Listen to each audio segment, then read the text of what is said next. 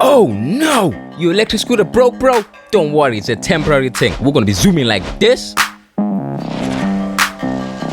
in less than 5 minutes, my guy. And you don't even need special tools. All you need is an Allen key and a spanner.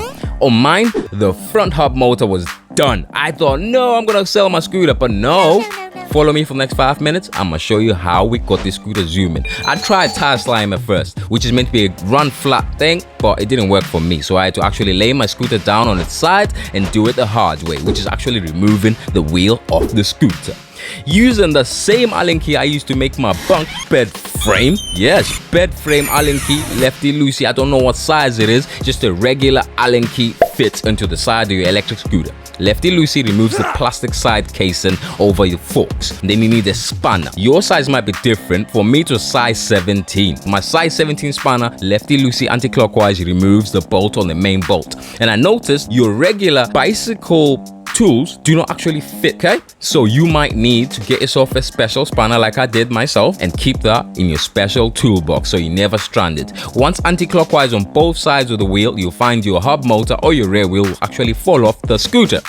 Once you're at that point, now comes the hard bit, my guy. We gotta get this hard tire off the rim. You don't need to get the full tire off the rim. That makes the job harder. Just one side. Pick a side and we're going for it. So anyway, you need tire removal levers, and be careful of your wiring, by the way. Don't tug on your scooter hole sensor wiring, otherwise you mess up things, okay? I'm using spanners because I don't have levers. And I'm using the main bolt to actually hold my spanner down while I'm leveling with my other hand, like so. I literally tuck the tool in and then pull the tire out. Dimples, my guy. It literally is simple. You can do this with no experience. Just take your time to not rip the tire and make it useless, especially if you're using spanners. Spanners can get sharp edges, so be careful, mindful of what you're doing. Clean up the rim as much as you can once you've removed one side.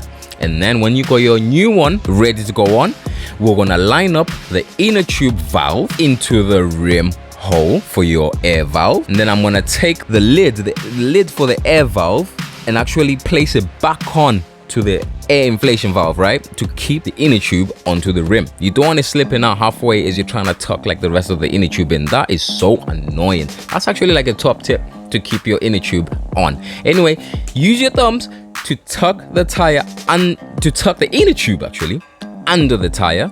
And then we're gonna attempt to put the tire back onto the rim. That's also difficult, especially towards the end. At first, it will pop on nice and easy because you got no tension. But as you get closer to the end, you'll notice the tire gets tighter and tighter. Heat can help you, but I've got a hub motor over here. I don't wanna mess nothing up, so I'm gonna do this with just thumb strength.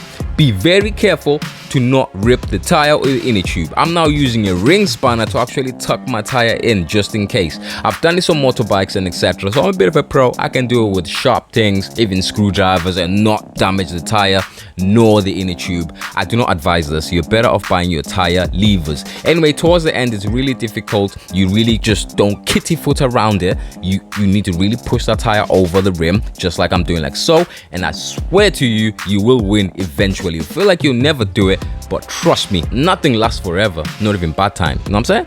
So anyway, keep at it and you got this, my guy. You will fix your electric scooter today. Now you're at the point where you can actually inflate your inner tube using a regular bicycle tire tube inflation device. What do you call that? Comment down below. Anyway, I struggled with a little problem buying my parts. I bought the wrong part. So my actual inflation valve was too big to allow the scooter to actually rotate.